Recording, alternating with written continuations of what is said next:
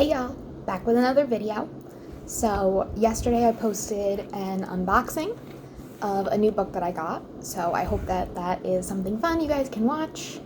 I'm gonna try and get a bunch of videos filmed today so that I can schedule post them for the next few weeks so that if things get busy, I don't have such a big lag between videos again. I'm really new at this. There aren't a lot of you. There's only one of me. I work a full-time job. So I'm trying to make this work, but just stick with me. Hopefully I'll be able to get better at this. Hopefully maybe more of you will be interested in my reviews and what I have to say. If not, cool. So today let's dive into another review of a book that I read pretty recently. It is The Inheritance Games by Jennifer Lynn Barnes, so I own it in hardcover.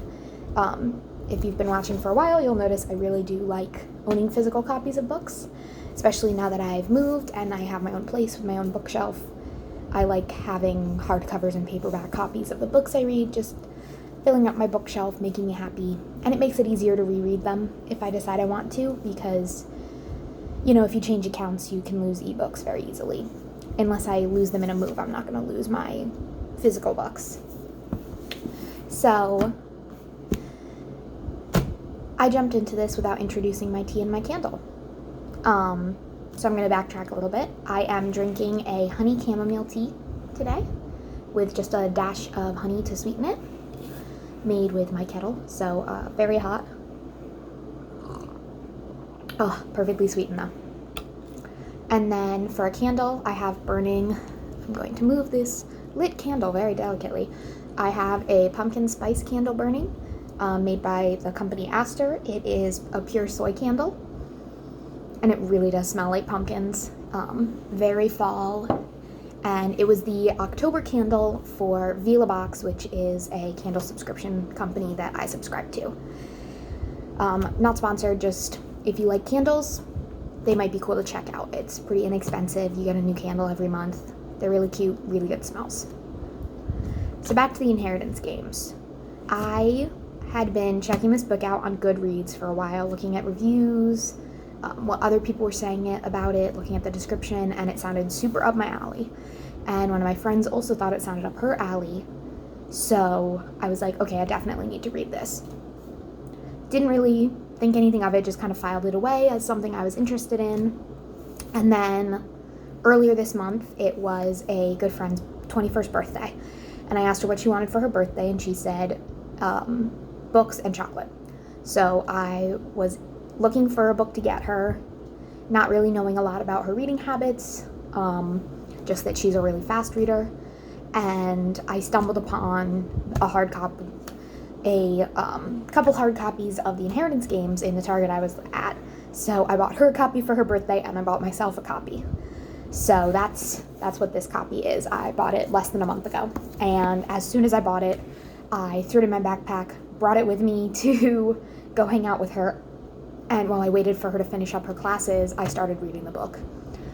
Needless to say, I finished this book in 2 days. Absolutely amazing.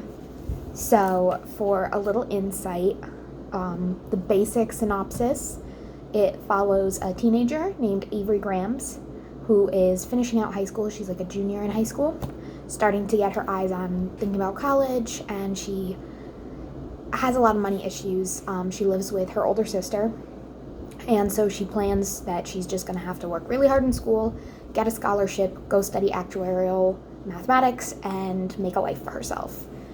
And then all of a sudden she comes home from school, and her sister gives her like some second degree, so she decides to move into her car and gets called into the office the next day. Assuming it's that somebody found out she spent the night in her car, she gets confronted by a guy saying that his family has been trying to track her down for weeks, and she needs to come to the reading of this will for his grandfather who just died, who's a billionaire. And she gets there and finds out that she has been left everything, basically.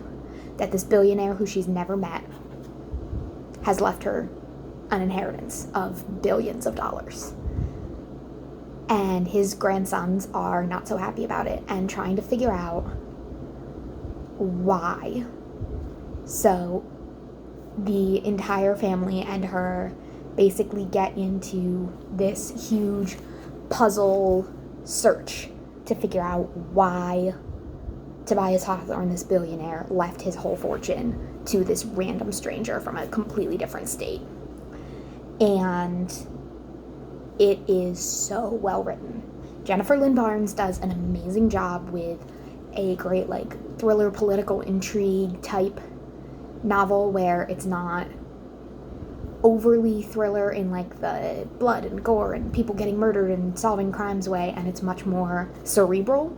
And this book is a perfect example of that. It makes you think you're trying to solve the puzzle along with them, and you can't quite figure it out, and there's all these different pieces that are coming together and nothing quite fits right until the very end. And even then, there's still so many ties of mystery, because this is, I believe, supposed to be the first in a series, and so it still leaves off on a note of like there's so much potential for the rest, for more, with these other little things. And I loved it. Like I said, I read it in 2 days. It drew me right in, and I had no problem staying in that space where I wanted to read it. Like, I wanted to pick it up. I had to go to work the next day, and I spent 12 hours thinking about reading the book, and I got home and I read it for hours. Literally way longer than I should have stayed up because I had work again the next day. So, highly recommend The Inheritance Games by Jennifer Lynn Barnes if you like any sort of intrigue, political nonsense. I was a huge fan of the Nintendo games, the Professor Layton games on my DS when I was little, and it's all about like using logic puzzles to solve a mystery. This totally gave me Professor Layton vibes, so if you enjoyed those games, you'll totally love reading this. It gives you that same kind of like, there's mini puzzles that lead to the bigger mystery.